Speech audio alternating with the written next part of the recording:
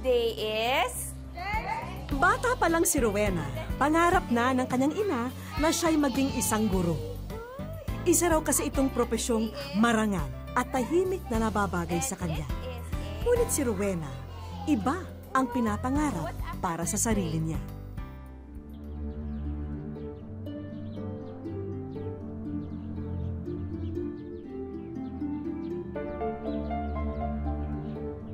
Tingnan niyo mga kasama niyo. Kung sino man ang gumawa sa inyo ng kalokohan kahapon, idinamay niyo na yung lahat ng mga kasamahan niyo ngayon. Sa hukbong kapulisan, itong tatandaan niyo. Ang kasalanan ng isa ay kasalanan ng lahat. Isa pa! Magiging epektibo lang ang hukbong kapulisan kung magkakaisa tayo sa isip, sa salita at sa gawa. Book! Tumatay! Yes, sir. Okay. Diba? Oo. Diba yung nagsumbong? Hoy, alam mo, mga problema sa inyong mga babae, masyado kayong chismosa no? Hindi kayo marunong makisama.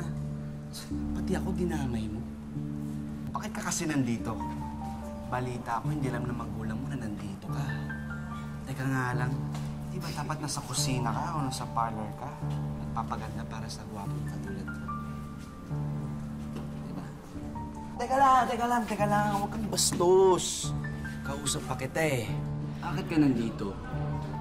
Siguro nandito ka para lumandi, no? Ano ka ba naman? Ano naman kailangan sabihin? Bibigay ko naman lahat to sa buhay. Gusto mo ba akong tikman? Bastos! Galing, ha? Makipot pa to, no? O baka naman trip mo ay mga babae. Pwede naman natin pag-usapan yan. Eto, gusto mo itutusok sa'yo? Pati dyan sa ano mo, ha? Pakipot ka pa, no? Wala ka palang binatbatol, eh. Hindi ka type, eh.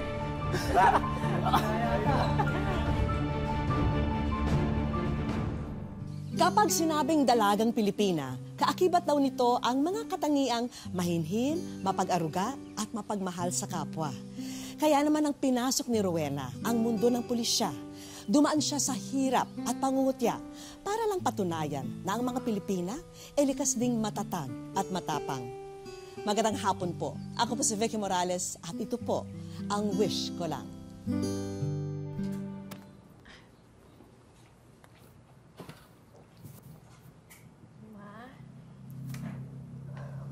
Man po. Kumusta training mo? Okay naman po, ma. Rowena, sana bago ko mawala sa mundong to, Ma, huwag ka naman magsalita ng ganyan, please. anak, kailangan pag-usapan na natin to.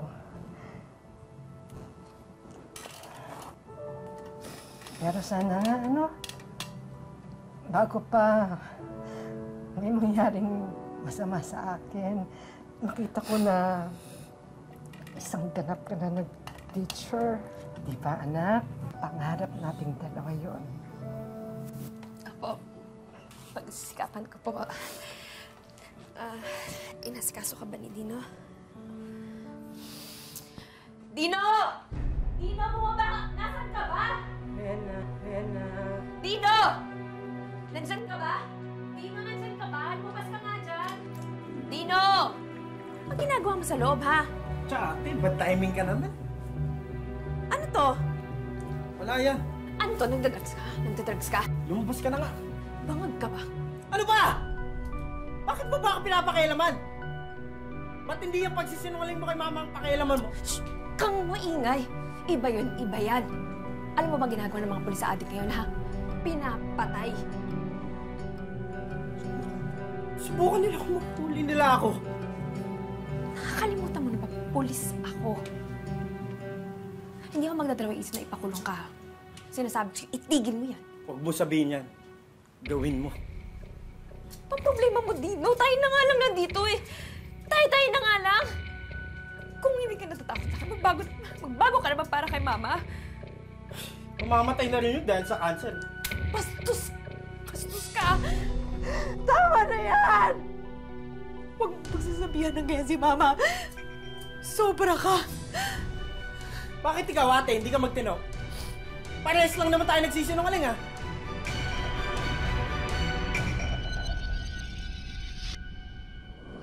Napaka-importante ng operation natin ngayong araw na ito. Alam kong mga bago kayo. Kaya ito ng pagkakataon nyo para magpakitang gilas. Sir, naiintindihan ko naman po yun. Pero ang hindi ko po maintindihan kung bakit nandito tong si Rowena. Kayo mismo po nagsabi na delikado tong buy-bust operation eh. Jeremy, hindi ako nakikipaglukuhan ha. Naiintindihan ko naman po yun, sir. Ang hindi ko lang po maintindihan kung bakit kailangan natin dito si Rowena. Eh, para pala kay kwentro tayo, anong gagawin nito? Kung makeup na lang, mag-aayos ng buhok, ganon, sir? Tandaan mo, isa kang pasangawa sa klase ko. Hira naman. Baka mas matinik pang bumaril sa iyo yan eh. As I was saying, matinik na drug puso yung babanggain nyo. Dapat armado kayo.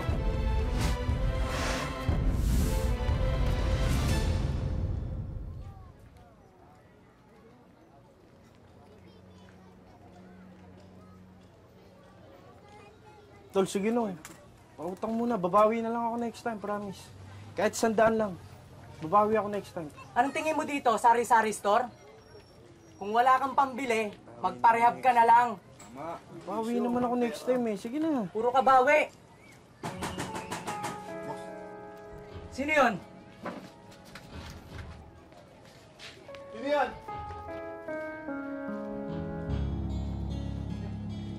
Sino yan? Para mauna na ako. Salamat na lang. Madali ka lang.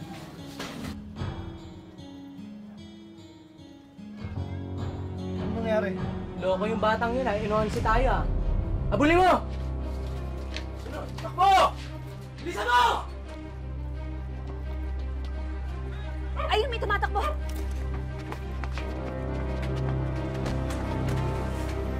Tigil! Tigil!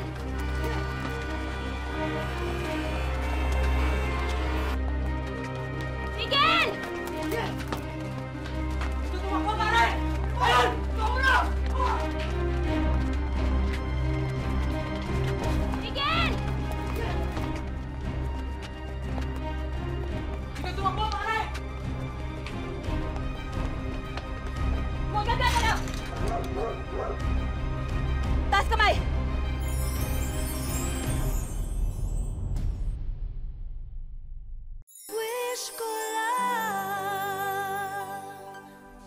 Bata pa lang, nais nang manilbihan ni Rowena bilang isang pulis. Ngunit paano nga ba niya gagampanan ang kanyang tungkulin kung ang mismong kapatid niya ang lumalabag sa batas na kanyang itinataguyod? Ano nga ba ang mas importante? Ang sarili niyang pamilya o ang tungkulin para sa bayan?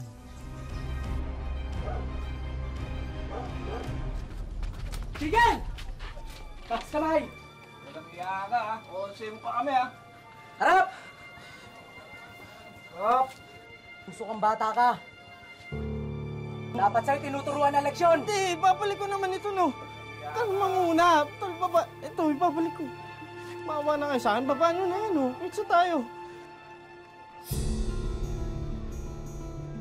Huwag kang gagalaw.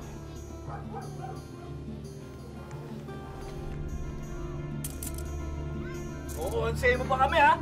Oo, ito na. Maawa kayo sa akin.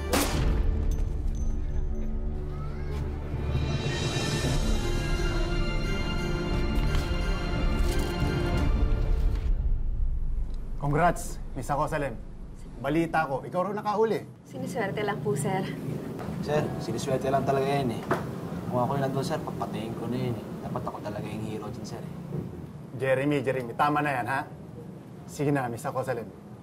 Good job. Salamat po. Ah, teka, sandali lang, Miss Acosalem. Lahat po, sir. Sir. May kasabay pa rin kasing nahuli. Kasabay ng operations ninyo. Yun nga lang, may casualty. At kaapelyido mo pa.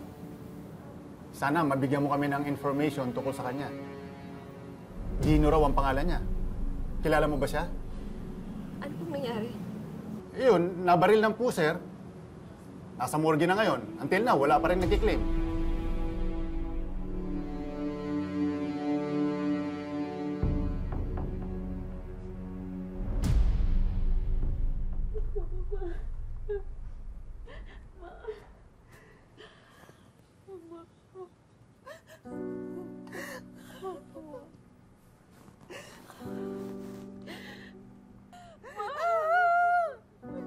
Lubhang ikinasama ng loob ng kanilang ina ang nangyari sa nakababatang kapatid ni Rowena.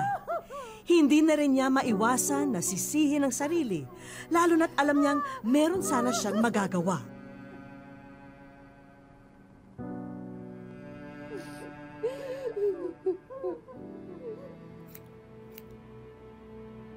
Ngunit ito na rin ang naging hudyat upang lalong magpursigi si Rowena para maging isang ganap na police woman.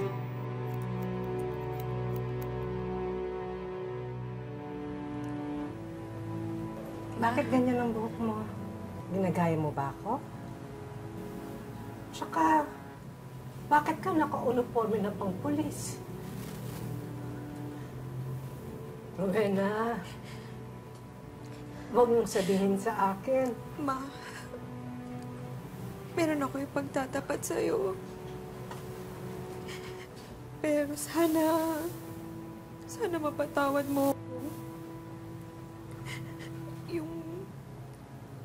Yung pangarap mo sa akin na maging teacher, hindi ko na matutupad yun, Ma. Ma, sana patawarin mo ko. Isa na akong ganap na pulis. Rowena naman. Nawala na nga sa atin yung kapatid mo. Tapos, ngayon naman, isusubo mo yung sarili mo sa peligro. Ma, maligaya ako sa ginagawa ko. Sana bigyan mo naman ako ng pagkakataon. Wala naman ako magagawa.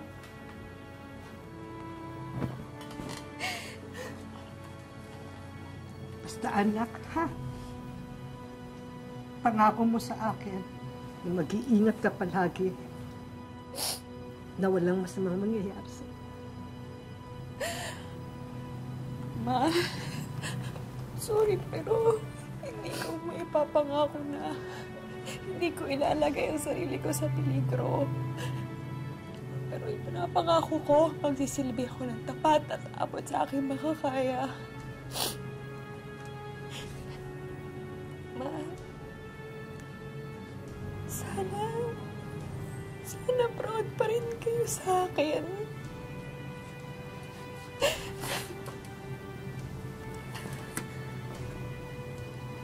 Anak, kaya gusto ko pang mabuhay. Dahil sa'yo. At palagi ako magiging proud sa'yo kahit ano pang maging profesyon mo. Proud ako sa'yo, anak. Nagmamalaki kita. Nagmamalaki kita. Mapapatunayan ko sa'yo balang araw na tamang naging desisyon ko. Ngunit hindi na naabutan pa ng kanyang ina ang tagumpay na tinamasa ni Rowena. Dahil noong taong ding yun, sumuko ang pinakamamahal na magulang sa sakit na kanser. Hoy! Hawakan ang binaman mo! Hindi! Hindi! Hindi ako makakawa rito! Hanggang hindi nilalabas ang misis ko! Nasaan ang misis ko?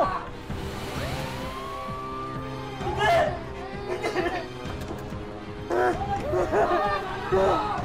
Asa dito? Hindi! Hindi! Nilabas niya yung misis ko! Nilabas niya yung misis ko! Hoy! Gaba mo na yan, ha? Huwag mo itama yung mga anak ko sa kalokohan mo! Hindi! Bubugbog kita eh! Hindi ako babarito hanggang di nilalabas yung misis ko! Hindi ako babarito! Huwag na! Lalabas na nagtawa! Wala iniwan ng misis na to eh. Tama na sa ulo to eh. Sino bang madaming bata? Papatayin ko to! Ilabas yung misis ko! Ibaba mo na yan! Kung hindi, magpapaputok ako! Baba ka na! Ano? Target ko na to! Jamie! Tutuluyan ko talaga to! Hanggang di nilalabas yung misis ko! Sir, ba? Ano na? Hanggang di nilalabas yung... Hold on! Tabi ka, tabi. Maawa ka naman sa anak mo! Diyan lang kayo! Maawa ka sa anak mo! Tay? Tay, nasa po kayo? Wala naman po kinalaman yung anak ninyo. Huwag naman po natin siyang idamay dito. Sinabi niya sa akin na mahal niya ako at ang mga anak namin. Pero anong ginawa niya? Iniwanan niya pa rin kami! Sinungaling siya! Tay, naiintindihan ko po kayo. Alam kong masakit talaga pag niloko kayo. Pero tay, di ba? Kapag mahal mo, hahayaan mo lumigaya. Bakit? Kapag pinatay ko ba ito, pinakawala ko ba ito, alam ko? Makasigurado ako na hindi mo ako papatayin. Tay, nangangako ako, hindi kita sasaktan. Ako sinungaling! Tulad ka rin ng misis mo! Pare-pareho lang kayo! Iwan! Nakuha mo lang ako! Tay, bababa ko yung baril ko, ha? Mag-usap tayo. Sige! Sige!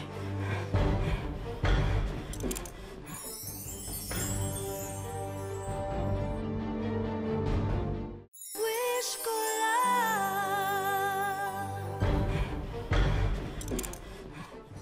Tay! Saan pumunta? Tay! Labas!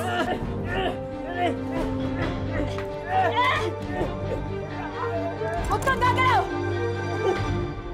Wala kang kwenta ka, ma! Dapat barilin na kita eh! Jeremy, wag! Nangako ako. Tayo! Taas ang kamay! Taas ang kamay! Sandal sa pader. Sige na, pusasa mo na.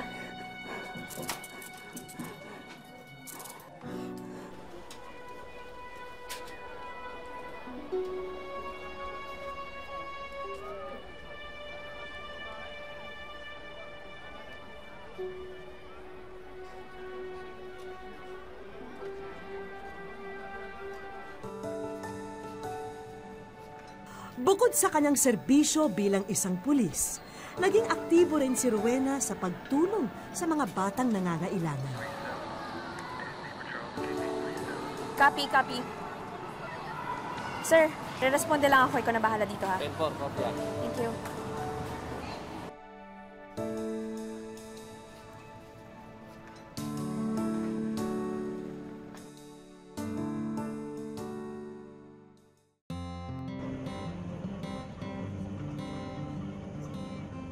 Hindi maikakailang nakatadhana talaga para kay Rowena ang kanyang napiling propesyon. Sa katunayan, isa na siyang Police Senior Inspector at Provincial Chief ng Women and Children's Protection Desk sa lalawigan ng Compostela Valley. At ito lamang nakaraang Lunes, tinanggap naman ni Rowena ang parangal bilang Top 10 Most Outstanding Police Officer sa buong Davao del Norte. Alam naman natin yung Philippine National Police ay isang male-dominated organization. Kahit naman sa isang simpleng bahay, talagang maasikaso sa mga taong pang babae at mga pangbata ay isang ina. So yun ang nakikita kong dahilan na sa tingin ko ay kailangan ko ring maging isang magandang halimbawa ng pagiging pulis. Malayo na nga ang narating ni Rowena bilang isang alagad ng batas. Naging mausisa tuloy kami kung ano ang kanyang naging inspirasyon para labis na maunawaan ang mga suliranin ng mga taong dumudulog sa kanya. Ang tugon niya sa amin, ang kanyang pagiging isang babae. Yung strong point ng babae is kasi sincere ka, loyal ka, at saka may perseverance ka magtrabaho. Yung mga bagay na ganito, yung makikinig ka ng problema ng ibang tao, lalo ng problema ng babae, problema ng mga bata, kailangan ng isang tao, isang pulis na handang makinig. Gayunpaman, may mga bagay na kailangang isakripisyo ni Rowena. Dahil pulis din ang kanyang kabiyak, madalas daw silang wala sa bahay para makapiling ang kanilang mga anak. Kaya naman sa mga pagkakataong wala siyang pasok, sinisigurado niyang nagagampanan niya ang maging ilaw ng tahanan sa kanyang pamilya. Iba kasi yung oras ng pulis. Hindi mo masyadong ma-devote yung time mo sa pamilya mo. Kasi kailangan i-devote mo rin sa trabaho mo. Kasi sinasabi nga, ang trabaho ng pulis is 24/7. Ibig sabihin, yung 24/7, 24 hours in 7 days, saan mo pa kukunin yung time mo para sa family? So, kailangan niya ng matinding pagmamanage. Sa nangyayari ngayon sa ating kapaligiran, hindi may aalis ni Rowena na may namumuong takot at pagkailang ang publiko sa mga katulad nilang nakasuot ng uniforme. Isa lamang daw ang ipinapakiusap niya sa lahat ng kanyang kababayan. Hinihimo ko lahat ng mga tao, yung mga community natin, na pagkatiwalaan lang nila ang pulis. Dahil kami naman ay sa abot naming makakaya, ay gagawin namin yung ikabubuti ng ating bayan. Yun yung pinaka-importante sa amin.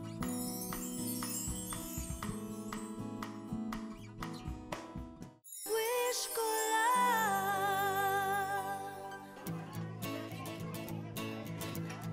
Naging panata na ni Rowena ang pagsasagawa ng soup kitchen o pagpapakain ng lugaw sa mga batang kapuspalad sa mga barangay sa kanilang lugar. Paraan daw niya ito para ibahagi ang mga blessing na natatanggap niya sa buhay. Nagiging tulay din ito para mas mapanatag ang loob sa kanilang hanay ng mga taong kanilang pinangangalagaan.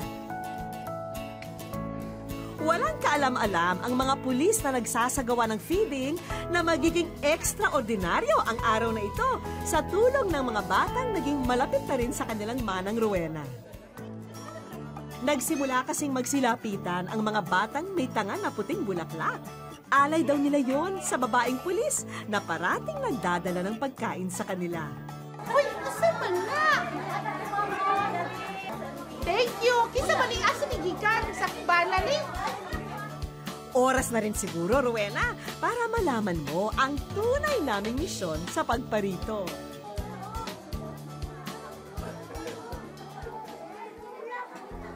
Ikaw ay nasa wish ko lang.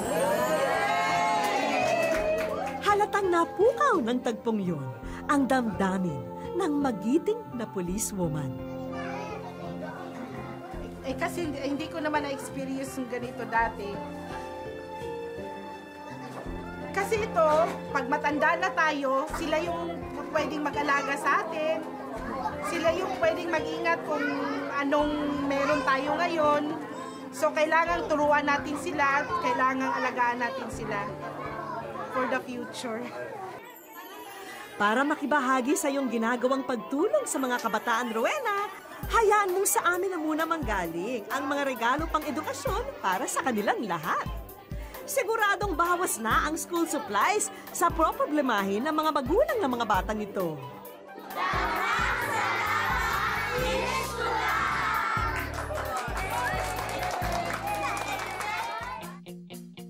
Habang nasa daycare center pa ang grupo ng ating bida, paspas din ang ilang naming kasamahan para may ayusin na sorpresa sa isang bahagi ng bahay nila Rowena. Ready ka na ba, Rowena? Kulbaan, mangkuy. Asan ako titingin? Wow! Tanggapin mo na, Rowena, ang wall ni Idol. Hayaan mong araw-araw naming ipaalala sa iyo na saludo kami sa iyong walang kapagurang serbisyo para sa mga kababaihan at kabataan ng buong Compostela Valley. I love you. English, ayaw niya ng Tagalog pala. Hudyat ang matamis ng ngiti ni Rowena na mission accomplished ang ginawa naming paglapag dito sa Davao del Norte. Minsan, kailangan mo talagang tumingin sa salamin para makita mo yung sarili mo kung ano yung ginagawa mo. So, I hope lahat naman ng nagawa ko natuwa yung mga, lalong-lalo yung mga bata at saka yung mga tao, of course. Thank you sa inyo talaga. to serve and protect. Ito ang sinumpaang tungkulin ng ating mga kapulisan para sa publiko. Kung nakakaladkad man sila, paminsan-minsan, sa hindi magandang balita, huwag naman nating ipagkait sa kanila ang isang taus-pusong pasasalamat kung nagagawa nila ng mabuti ang kanilang tungkulin sa atin. Once in a lifetime lang ito. Sana marami pa ring pulis na makilala nyo at sana magkaroon pa ng maraming inspirasyon para sa kanila. Thank you talaga. Hindi nasusukat sa kasarian ang kakayahan upang manilbihan para sa bayan. Kahit sino, pwedeng pagsimula ng pagbabago at maging halimbawa kung ang dedikasyon at pagmamahal sa ating kapwa ay nasa ating puso. Salamat po sa inyong pagsubaybay mga kapuso. Hanggang sa susunod na Sabado, ako po si Vicky Morales at ito ang Wish Ko Lang.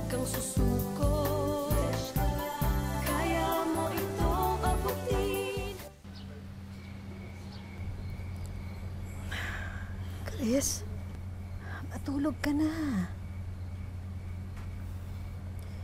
Natatakot ako na eh. Baka bangungutin na naman ako.